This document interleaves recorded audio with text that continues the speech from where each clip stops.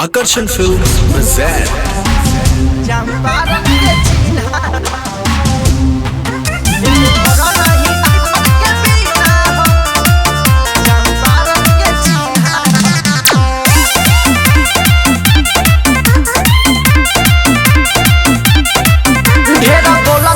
बेटा धांगा जइब मार के गाछी पर कहियो टांगा जइब ढेर बोला तार बेटा धांगा जइब मार के गाछी पर कहियो टांगा जइब इसियार के नासर के सीना एको घर नहीं काटा के बिना रंगदारी चंपारण के चिन्ह एको घर नहीं राइफल के बिना रंगदारी चंपारण के चिन्ह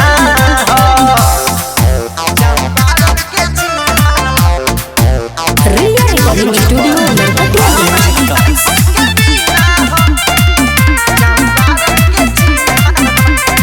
बाते बाते पहुंचिया रे निकाले के इहे हमारा स्टाइल रे हमनी से जे भी पंगा ले लेबा आज ले बचू ना पाइल रे बाते बाते पहुंचिया रे निकाले के इहे हमारा स्टाइल रे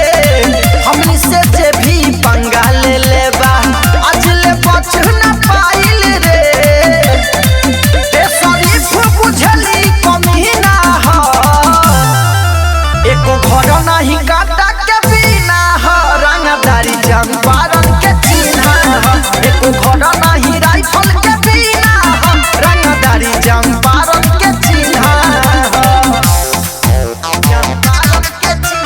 mix by Golu Sanjeev Music by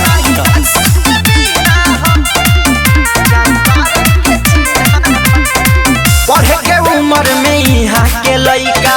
करल नहीं पढ़ाई रे टाइगर फाइटर लेके दुश्मन पर करले चढ़ाई रे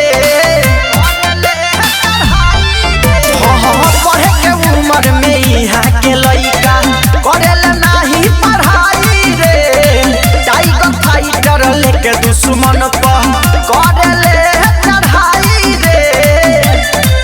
राम बोली अमर जितना ही दीना एको घर नहीं काटा के बिना रंगदारी चंपारण के चिन्ह एको घर नहीं राइफल के बिना रंगदारी चंपारण के चिन्ह